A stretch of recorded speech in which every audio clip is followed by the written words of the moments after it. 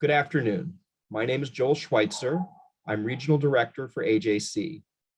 Thank you for joining us today for this timely briefing as we continue to watch the horrific news continuing to arise from Russia's unprovoked invasion of Ukraine.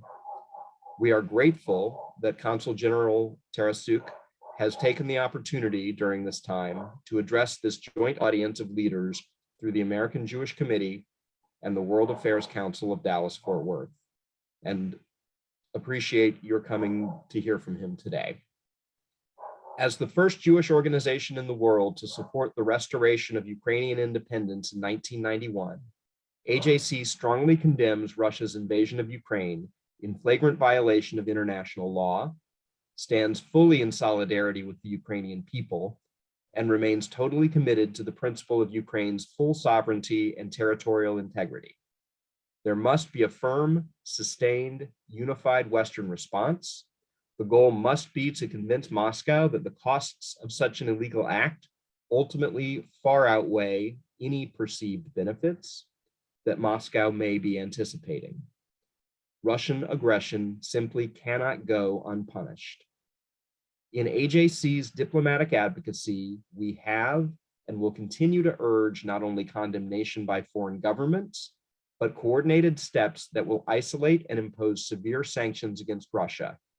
We also encourage countries to provide needed weapons to Ukraine. This past week, AJC CEO David Harris, along with many of the staff from our European offices, spent time at the Polish-Ukrainian border. To quote David, "We are here to bear witness. We will not stand on the sidelines while this tragedy unfolds. One man, megalomaniac President Vladimir Putin, has created this human drama of biblical scale, turning the lives of millions of Ukrainians upside down. Putin is guilty of war crimes." For continued updates on AJC's position and up-to-date analysis, please bookmark ajc.org/Ukraine, where you will also find an action alert to urge your legislators to counter Russian aggression, provide security, economic, and humanitarian support for the sovereign nation of Ukraine and her Central European partners. You will also find a link to AJC's Stand With Ukraine Fund, which to date has raised over $1 million to support humanitarian needs. An initial grant of $100,000 has been provided to our partner IsraAid to support their efforts for refugees at the Moldova-Ukraine border. Thanks to a generous donor, contributions to the Stand With Ukraine Fund are currently being matched. 100% of the dollars raised through this campaign will go to direct humanitarian support. With that, it is my pleasure to turn it over to Kirsten Cullenberg and our partners at the World Affairs Council for brief welcome remarks and to introduce the Consul General. Thank you very much, Joel. On behalf of the World Affairs Council of Dallas-Fort Worth, I'm honored to introduce our guest this afternoon, the recently appointed Consul General of Ukraine based in Houston, the Honorable Vitalii Tarasiuk. Mr. Tarasiuk has served his country in several capacities over the years, in the Ministry of Finance, the Cabinet of Ministers, and the Embassy of Ukraine to the United States. Most recently, he served as Deputy Director of the Ministry of Foreign Affairs in Kyiv before his appointment to Houston. Any words I speak will fall short of communicating the heartbreak I know that I and our viewers today have felt over the last several weeks and how they have unfolded. One thing is absolutely certain. The people of Ukraine have shown resounding determination and resiliency during the unimaginable. How fortunate we are to have their representative in our region with us today. The World Affairs Council stands with AJC in full condemnation of Russia's unprovoked invasion of Ukraine, and we will continue to use our network of citizen diplomats in Dallas, Fort Worth, and beyond to educate on this issue. For more information about the World Affairs Council's stance and to read a message from our President and CEO, Liz Brailsford, on the Ukraine crisis, please visit dfwworld.org. The Consul General has prepared some remarks and a moderated Q&A will follow, so please submit your questions throughout the program using the Q&A submission box below. Mr. Consul General, we thank you very much for your time this afternoon. It is an incredibly busy and I'm sure quite scary time for you all, so thank you very much. Take it away, please. Hello, everybody. First of all, thank you to the World Affairs Council and American Jewish Committee for inviting me today to speak in front of you. I would like to be as informative as possible. So my presentation will have 4 blocks. First, I will update you on the military situation on the ground in Ukraine. Then I will tell you about the humanitarian crisis that Russian invasion provoked in my country. Then I will tell you about the diplomatic efforts that are being taken to stop Russia's attack on my country. And then I will inform you about the international community actions to support Ukraine in this difficult time of our history. So first, military situation. It's the 19th day of Russia's war. The Russian troops continue simultaneously attacking Ukraine from territory of Russia, Belarus, and the temporarily occupied parts of Ukraine's Donetsk, Lugansk regions, and Crimea.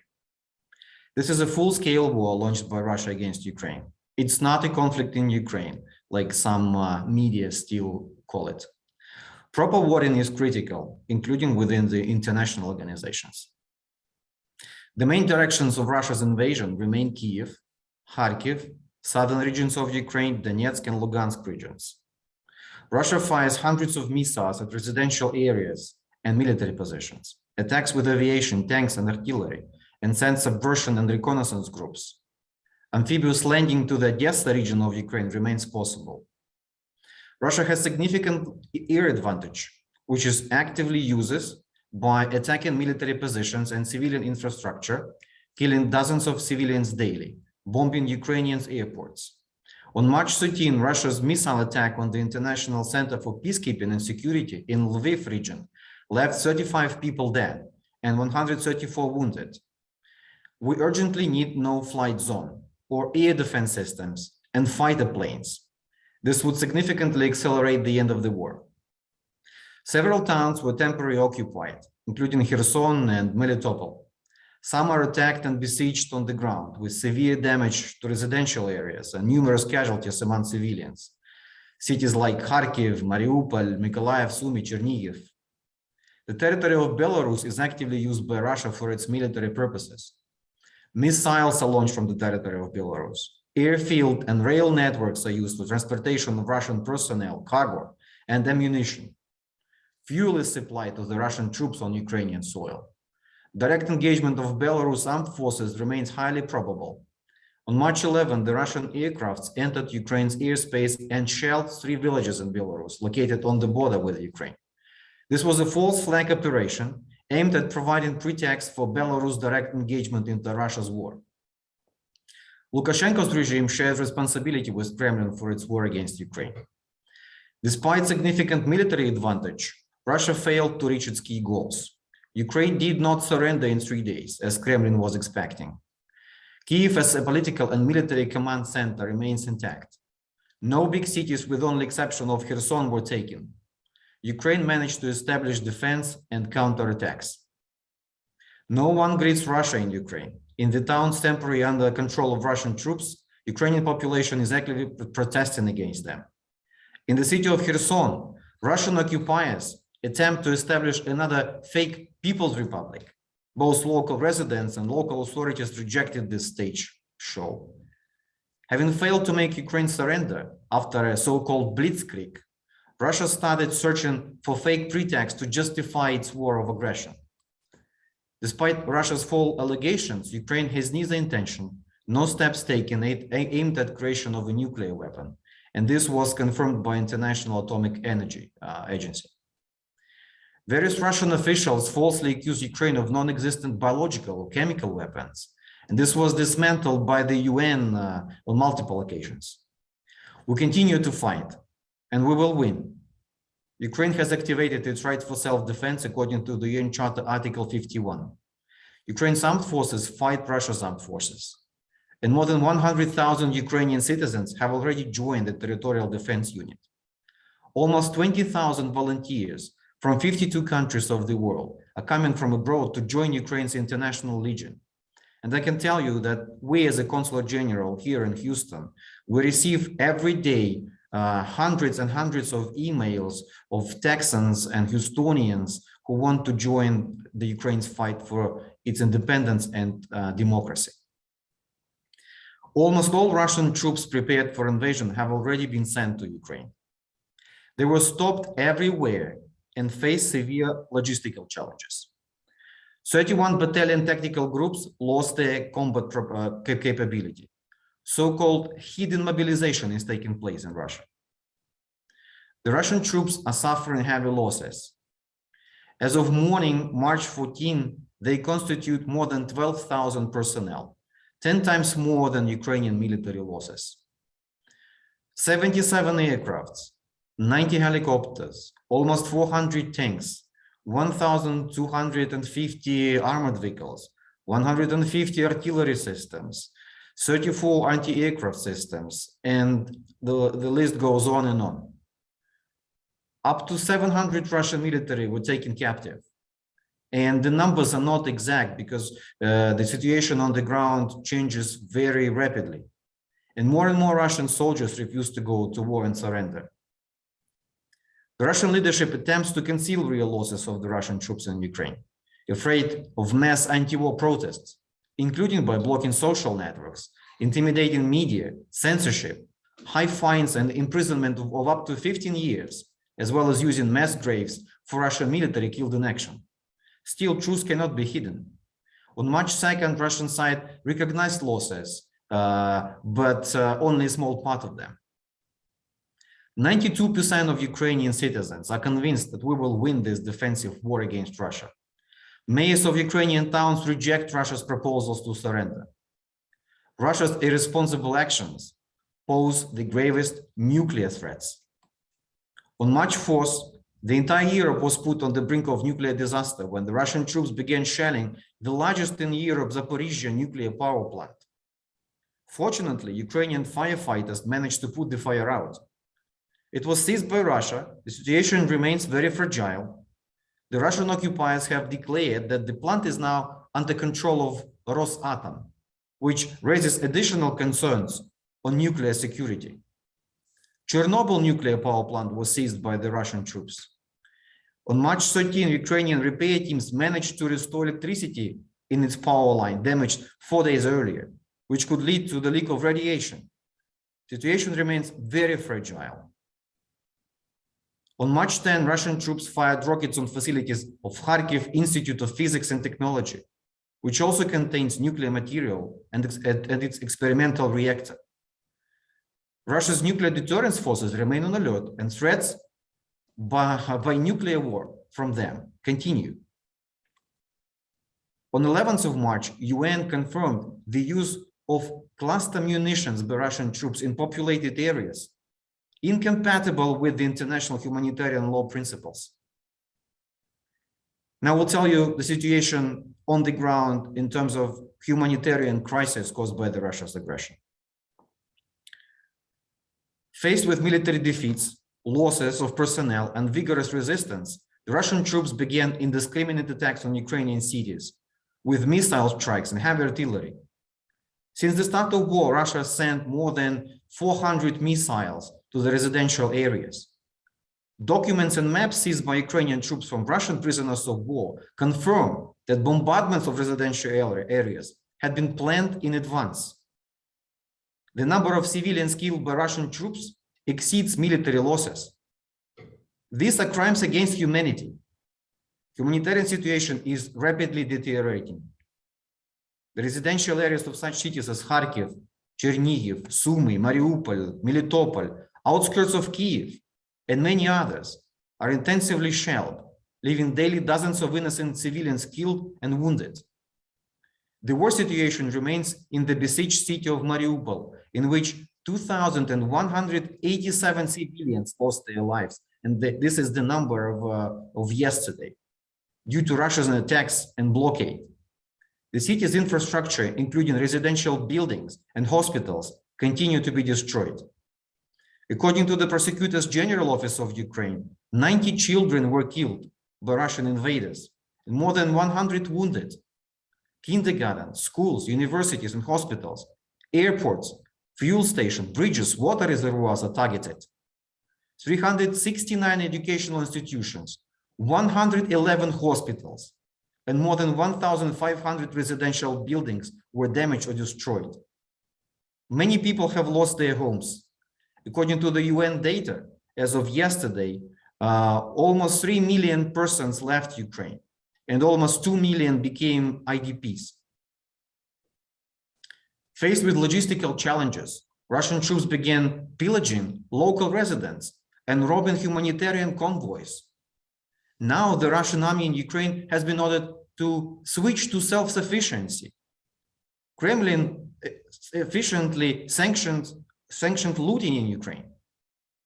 According to the estimates of Ministry of Economy of Ukraine, damage to Ukraine's economy has already reached 120 billion of US dollars. And I think the number is not very accurate. The main efforts are now focused on establishment of humanitarian corridors, which are regularly violated by the Russian troops. On March 13, 9 out of 14 planned corridors were operational, and nearly 5,500 people managed to leave. As Mariupol was under protracted shelling, the humanitarian cargo remained blocked in Berdyansk halfway to the city. Tens of thousands leave the war-affected cities and towns daily. Ukraine urgently needs humanitarian assistance. A number of steps have been taken to simplify the procedure of delivery of humanitarian assistance through the state border of Ukraine. In March, Ukraine received more than 40,000 tons of humanitarian aid. The Ministry of Infrastructure of Ukraine, Ukrainian Railway are currently operating as logistics headquarters.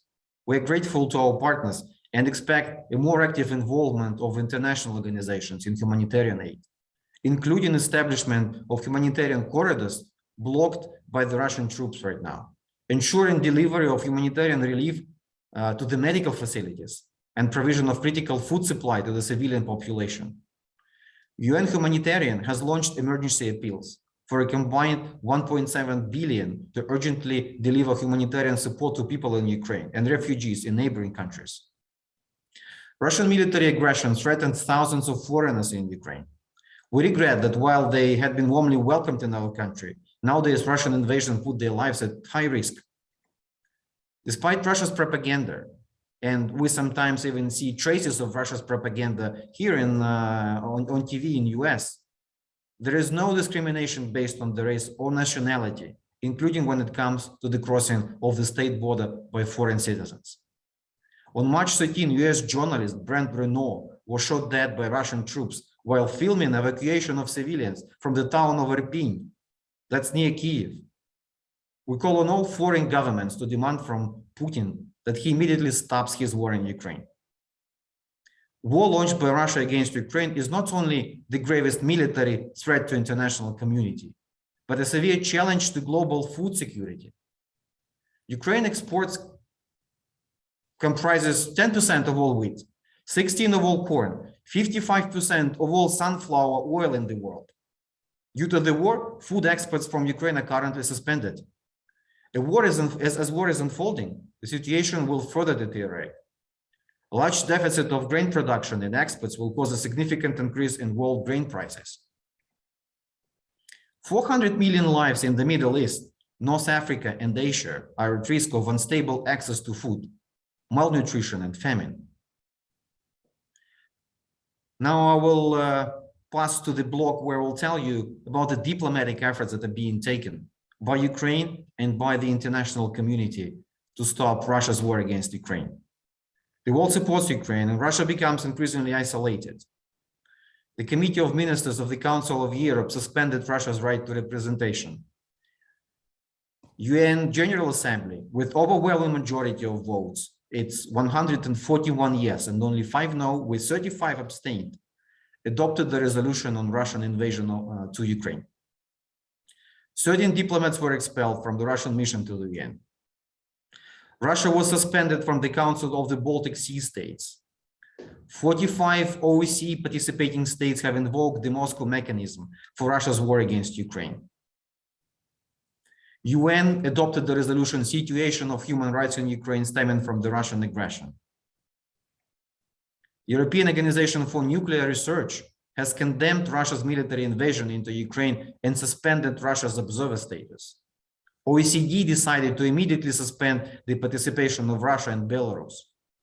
Russia was banned from many sport organizations. In particular, all Russian teams were suspended from participation in both FIFA and UEFA competitions until further notice. International Maritime Organization Council deplored Russia's attacks on commercial vessels and their seizures, demanding that Russia cease its unlawful activities. Russian diplomatic and political isolation must continue. We call our partners to follow Ukraine's example and expel Russia's ambassadors immediately. International organizations must consider banning Russia's membership for blatant violations of international law. Countries which support Russia's actions in one way or another should bear the consequences. Ukraine has recalled ambassadors in Kyrgyzstan and Georgia for consultations following the unfriendly steps done by these countries. We welcome all steps made by the international institutions to bring Russia to justice. Ukraine submitted its application against Russia to the International Court of Justice, requesting the court to issue an order that Russia must cease its unlawful attack on Ukraine.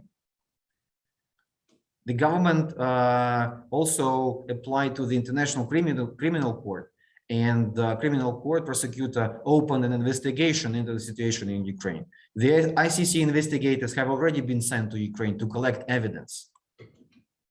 All cases of violation of the provisions of international and international humanitarian law must be registered by the respective international bodies. Ending the war launched by Russia remains Ukraine's key priority. We urgently need ceasefire and humanitarian corridors for civilians to prevent further casualties. 3 rounds of Ukrainian-Russian negotiations were held on February 28, March 3rd, March 7, and they are ongoing in Zoom format daily.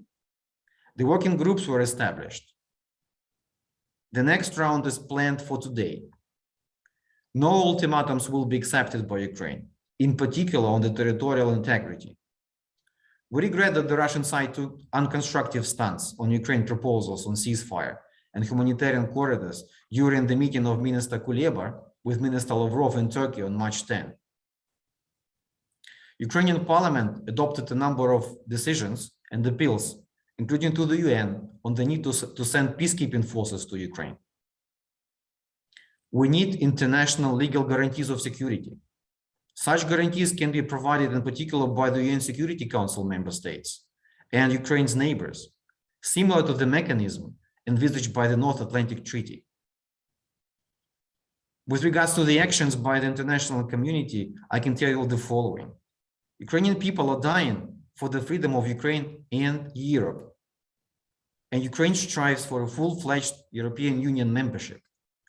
According to the polls, 86% of Ukrainian citizens support joining the European Union and 76% support accession to NATO. On February 28, President of Ukraine signed an official application for the EU membership for Ukraine within the new urgent procedure. 10 European Union countries have already supported it, but our application should be considered separately from Georgia and Moldova. On March 1st, European Parliament adopted a resolution calling on European institutions to work towards granting Ukraine the status of EU candidate country and imposing tougher sanctions against Russia. On March 10 and 11th, the informal meeting of EU heads of state or government adopted the statement on Russian aggression against Ukraine, in which they acknowledged the European aspirations and the European choice of Ukraine, as stated in the association agreement.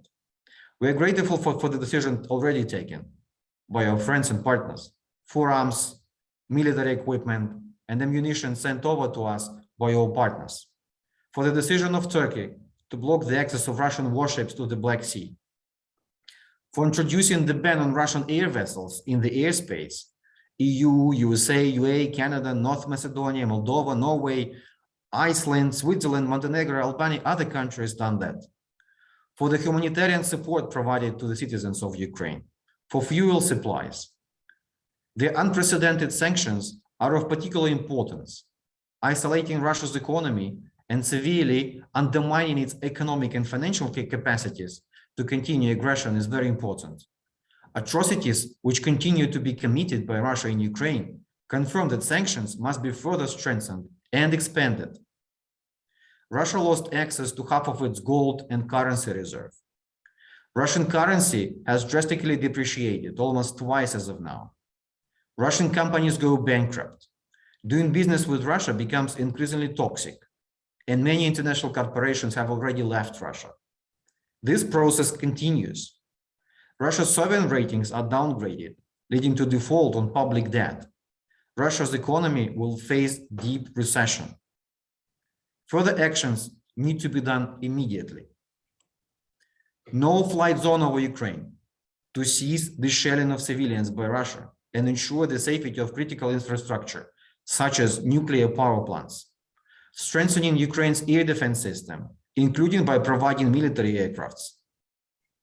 Disconnect all Russian banks from SWIFT, first and foremost Sberbank. Expanding sanctions to Lukashenko regime in Belarus. Trade embargo on Russia, including in oil and gas sector. Russian exports of crude oil and gas is merely intact, as well as sales of gold and minerals. Preventing Russia from the use of cryptocurrencies to circumvent sanctions. Closure of ports for Russian vessels following the UK, Canada, and Cyprus, and ban for the ships under the EU member states and US flags to come to the Russian seaports. Ban of all Russian channels of propaganda, broadcasting fakes on Russia's war on Ukraine. Supporting Ukraine with weapons, protective equipment, ammunition, fuel, and whatever else necessary to counter the biggest army in the continent. Deputinizing the world, ending Putin's influence in politics, diplomacy, business, sports, culture, research, and other spheres. Encouraging private businesses to divest from Russian assets and currency. Imposing a visa regime for holders of Russian diplomatic passports, blocking new visas and residency permits, and revoking existing ones for Russian officials and their families. Prime Minister of Ukraine has officially appealed to the G7 countries regarding the status of Russia's and Belarus membership in the IMF and all World Bank organizations. The war launched by President of Russia must be stopped. It is not in the interest of Russian or Belarusian citizens. We are grateful to the wide Ukrainian community abroad, which joined the government of Ukraine in delivering the truth on Russia's war in Europe. Anti-war demonstrations held by citizens of many nations throughout the world demonstrate strong support to Ukraine in defending against Russia. It is critical to keep informing Russian and Belarusian citizens on the aggressive war conducted without their consent against Ukraine by their leaders. Russian and Belarusian people are protesting against attacking Ukraine. Thousands are detained, but still the numbers of support of Putin's war against Ukraine, if you look at the official statistics we have from Russia, are still very high. Still a lot of Russians in Russia support this war against Ukraine. We are grateful for all financial assistance urgently provided to Ukraine. This strengthens our resilience to Russia's war. The World Bank has mobilized an emergency financing package of over $700 million for Ukraine. European Bank for Reconstruction and Development has announced an initial 2 billion euros resilience package of measures to help citizens, companies, and countries affected by the war against Ukraine. The bank has also pledged to do all it can to help with the country's reconstruction once conditions allow. According to the decision adopted on March 8, IMF has provided 1.4 billion in emergency financing support to Ukraine. US Congress approved 13.6 billion US dollars to aid Ukraine and support NATO in Eastern Europe. Ukrainian government established 4 funds aimed at recovery of Ukraine's economy, support to Ukrainian army and humanitarian assistance, restoration of destroyed infrastructure, relaunch of small and medium businesses, servicing external debt. When Ukraine wins, we will need further significant support by the world in rebuilding our country from Russia-brought destruction. Establishment of the international fund with the capital of at least $500 billion will be needed. financial and technical support to strengthen Ukraine's defensive capacities and prevent any further attempts by Russia to launch a war in Europe. Soon as possible, access to the EU structural funds for the post-war reconstruction of Ukraine will also be of help, taking into account submission of the application for EU membership. Also launched by the EU of the new emergency financial assistance program for Ukraine, in addition to the current microfinancial assistance that we have. Also, a lot of massive investments, grants, and contributions to relaunch Ukraine's economic development. But that will happen after Ukraine wins the Russia's aggression. As of today, we need all of the support we can to get the support to fight this war. That's why at this point, it's very critical to get Ukraine all of the weapons it can to fight the Russia's aggression, to get all the humanitarian assistance that Ukrainian people can live through this conflict. We feel the support here in Texas, in Houston, where we're based on a daily basis, but more needs to be done. You can find the information on how you can support people in Ukraine. If you go to the Facebook page of our consulate, Consul General of Ukraine in Houston, and here you will find all of the charitable organizations that support Ukraine. But also, thank you very much for the fund that's been created by the AGC that collects the support for Ukraine. We really welcome all of those initiatives. Thank you very much. Consul General, I hope you know that especially here in Dallas, just like in Houston or around the state of Texas, we stand in solidarity with Ukraine, and you have our support and our friendship, and our heart breaks for you every time we turn on the news. I'll start the questions with moderator's prerogative and ask one of my own. I'd like to explore a little bit about President Zelensky, who has just been an absolutely inspirational leader. He has risen to the occasion in a way I think very few thought possible before the invasion. Many of us turned on the news this morning to see video of him in broad daylight in a hospital visiting soldiers and showing his support for the Ukrainian military, which was absolutely inspirational. What do you attribute this to? Talk about how important this is to the military and to the Ukrainian people. And if you can share anything in terms of a preview of what he might say on Wednesday when he has his address to the United States Congress. Thank you, Joel. Well, President Zelensky, President of Ukraine, is a true leader of a nation at war. People support the president, even people who were not voting for him, looking at how he behaves, how he bravely defends the country against Russia's aggression, are 100% behind the president. The nation is united in withstanding Russia's aggression. And President talks to the foreign leaders on a daily basis and speaks to the parliaments and to the congressmen also regularly. That will not be his first conversations with the US lawmakers. He is doing it on a regular basis, but on Wednesday, he will be speaking simultaneously to the both houses. And I think he will brief the lawmakers on the situation in Ukraine. He will acknowledge and will welcome all of the support that Ukraine receives from the United States. But also he will stress on the actions further needed to protect Ukraine. I mentioned those actions in my remarks to you today as well. Ukraine needs to protect Ukrainian skies. We need no-fly zone over Ukraine because Russia has military superiority in the air, and we need to stop this. It can be done through different options. We don't ask to fight for Ukraine. Ukraine can fight for itself. Ukrainian people are ready to and are doing that daily, defending their country. What we ask for is give us the right tools give us the tools, give us the jets, give us the anti-air defense systems, and we will protect our skies ourselves. Because what Russia is doing right now, they've seen that they cannot take Ukraine militarily on the ground quickly. So they reverted to shelling civilians, killing civilians, basically murdering innocent population of Ukraine. And they do it mostly by shelling. So we need to protect the skies, and that will lead to quicker end of the war. Thank you. Kim Locke has a question about the numbers of foreign fighters that are currently in Ukraine. Can you comment on this?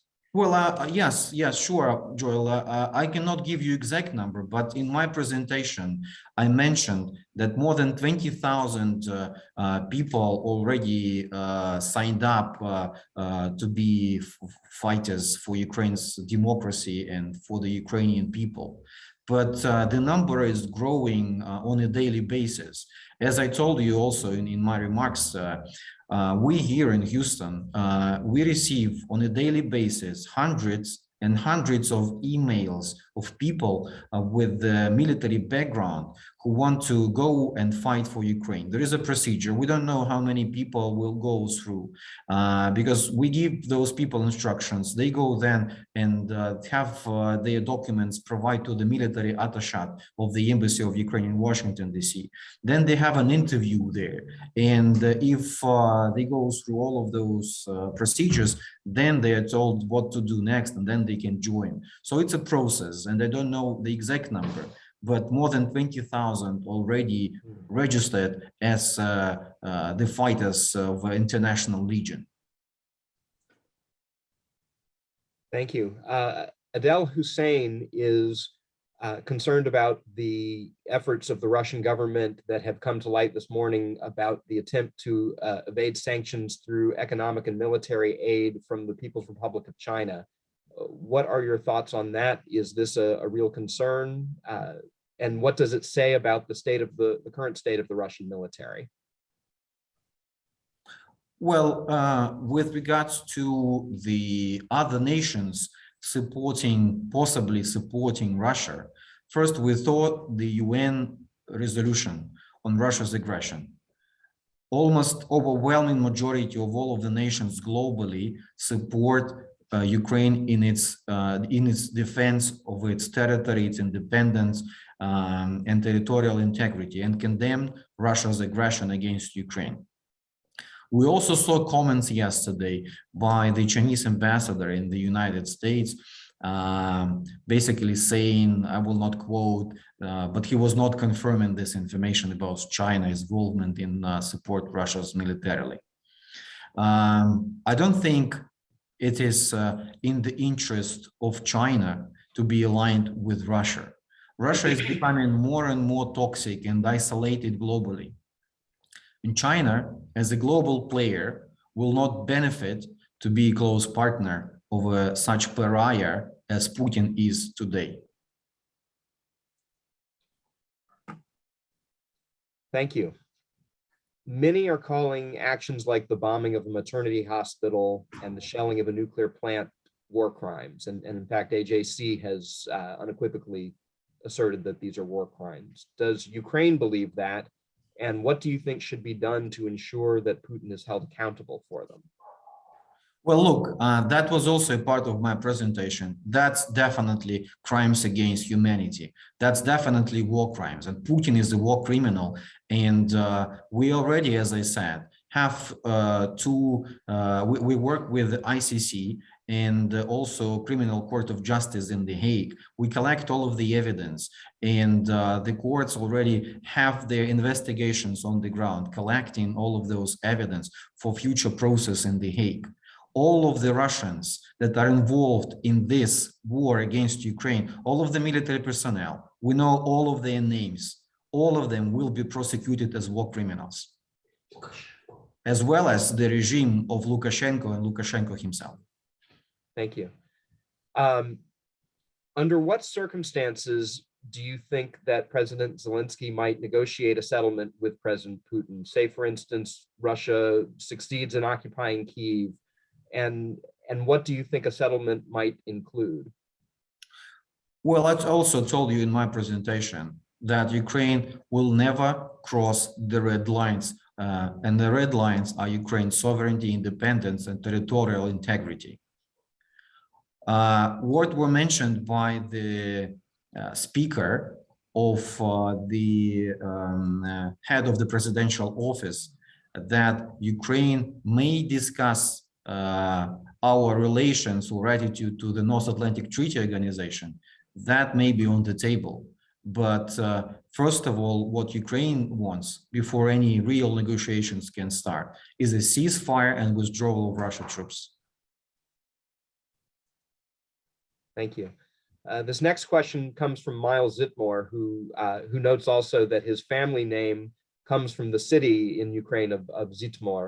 And you mentioned in your comments the blockading of social media that Putin has done. What ways do you think there are that can allow people to get through this, to get news of the atrocity to the Russian people, so that they can be better informed about what is going on? And one thing that specifically comes to mind, you mentioned in your remarks today that over 12,000 Russian military had been killed. That squares with what David Harris said during his report to us from the Polish-Ukrainian border on Friday. But of course, it's much more than we're hearing from the Russian government, according to their official accounts as well. So how do you start to get the real message and the real impact through to the everyday Russian on the street who may be completely unaware? Well, I don't think that Russians are completely unaware. It may well be the fact in a few first days of aggression. But as of almost 3 weeks of Russia's war against Ukraine, when all of international media are reporting on a daily basis on the Russia crimes against humanity, and this information for those who wants to hear is available in Russia. Also, there is other channels. We ask all of the people of the free world to be ambassadors for peace, and they can distribute the information to the people they know, to the people maybe living in Russia or have relatives in Russia, and tell them about the real situation happening on the ground. Also, Putin cannot conceal the facts that more than 12,000 of his soldiers are already dead for a long time, because all of those people, they have relatives in Russia. Okay, it's just 3 weeks, but when it will be 4 weeks and longer, and the relatives will not be getting any information about where their relatives are, what happened to them, they will start asking questions. And I think that Russian society needs to be active. Everyone who is silent at a moral crisis like this bears also responsibility with the aggression. Thank you for that. So as a Jewish organization, AJC was particularly disturbed by Putin's comments about wanting to, quote, denazify Ukraine, which of course is even more ridiculous due to the fact that Zelensky himself is Jewish. How would you respond to this ridiculous assertion? Well, there is even nothing to respond to. That's complete gibberish. He's a lunatic, basically saying false pretext for any aggression, and he's been brainwashing his population for many, many years already. And people who believe the state television in Russia can believe anything that is aired on television. And it's not just we have the President Zelensky being Jewish, but also in the previous government, we had the Prime Minister being Jewish. In Ukraine, there are any intolerance to any race or religion. Ukraine is a very friendly and peace-loving nation. Thank you. We'll have time for just a couple of more questions. If people have them, they can enter them in the chat. You certainly spoke earlier about the looming refugee crisis, with, I believe, over 2.5 million refugees having currently left Ukraine. And of course, with the men staying behind, women and children being separated from their loved ones, from their families. I understand many of these 2.5 million are hoping to return home and rebuild after the war, after the invasion is over. Can you share your thoughts on this refugee crisis and one that is certainly unprecedented since World War II? Yes, of course, of course. A lot of people, mostly, as you rightly said, women and children, leave their homes because of the Russia's aggression, because their homes maybe not exist anymore. And they go either to the western part of Ukraine. Mostly Ukrainian people are now in IDPs in their own country, in the western parts of Ukraine, where the war is also happening, but it's not at the scale like in the center or in the east of Ukraine. And they desperately need places to stay. They desperately need funds to survive. So all of the humanitarian assistance that we can get is very badly needed. Some people also go to the neighboring countries, mostly to Poland, to Hungary, to Romania.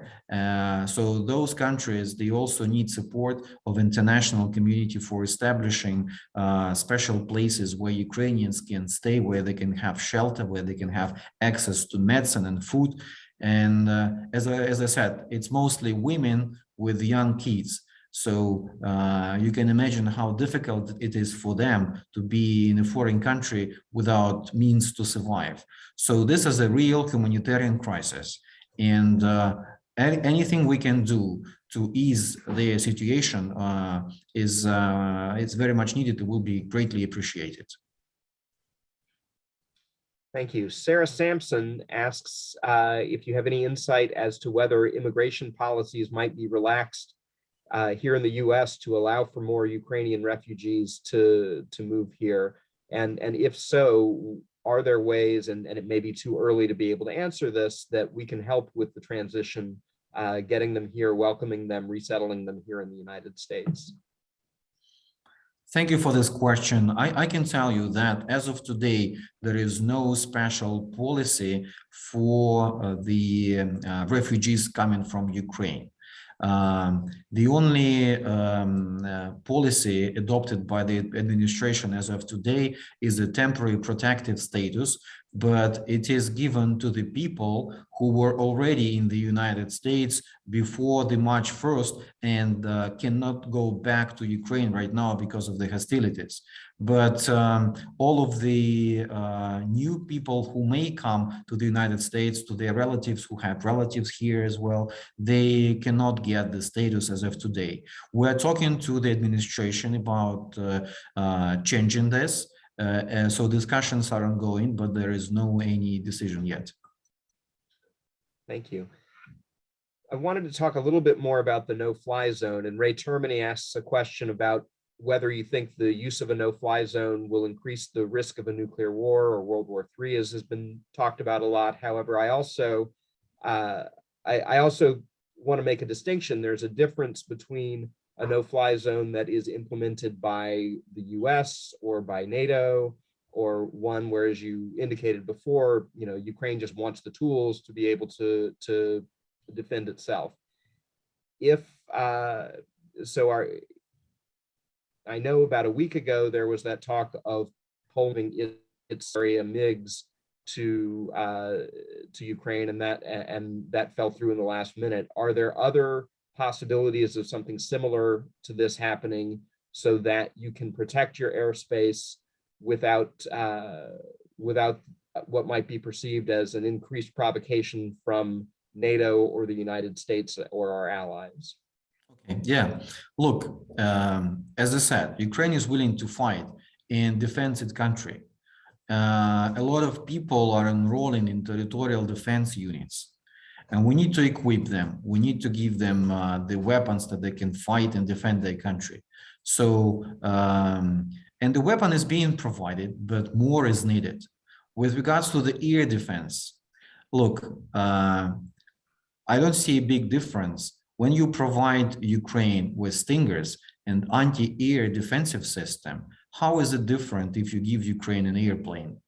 It's also a tool. it does not provoke Russia any further than just giving Ukraine a Stinger or a missile aircraft. If it's operated by Ukrainian pilots, it's the same tool as the missile. So we want this decision taken right now by the administration to be reversed, and we want to receive these jets that will help us defend the skies in Ukraine. But also, it's not just the skies. Also, air defense systems, maybe just a little bit more sophisticated than just the Stingers, are needed in Ukraine to help us protect the civilians in Ukraine. Thank you. And I have just two quick ones just to finish up. Jan Gartenberg asks if there are news sources that perhaps are less reliable as a result of Russian propaganda that you can share with us, and which sources do you believe are the most reliable for us here in the US? Well, look, I didn't check recently, but up until recently, Russia propaganda channels were operating in US openly, like Russia Today or channels like Sputnik. That's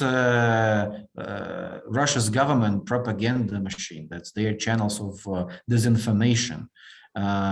It's unfortunate that sometimes we see that some foreign media also pick up certain lines from Russia's propaganda, and it starts circulating here in the US as well. I will not be naming any particular channels, but as always with any information, try not to rely on one source of information.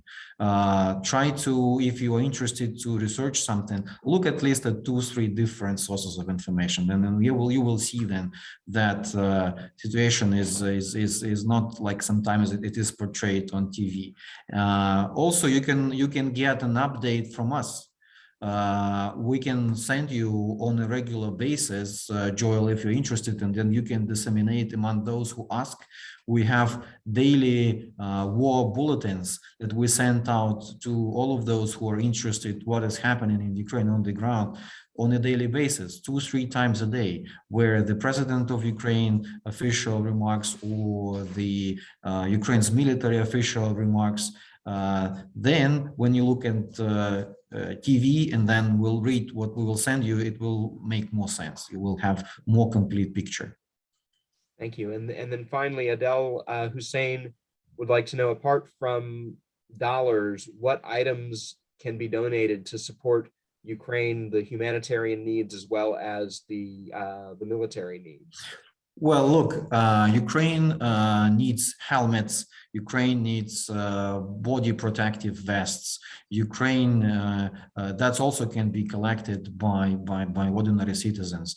But also Ukraine needs medical supplies. Ukraine needs military daily rations to be sent to Ukraine. That's all of the things that can be bought without any licenses, and except I think for body armor. But there are organizations here in the US who have the right licenses to export it. So we don't need at this point clothes or things like that, but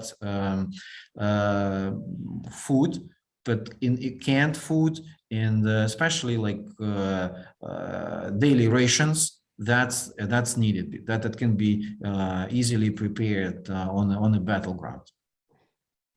Thank you. Consul General, you've been so generous with your time this morning.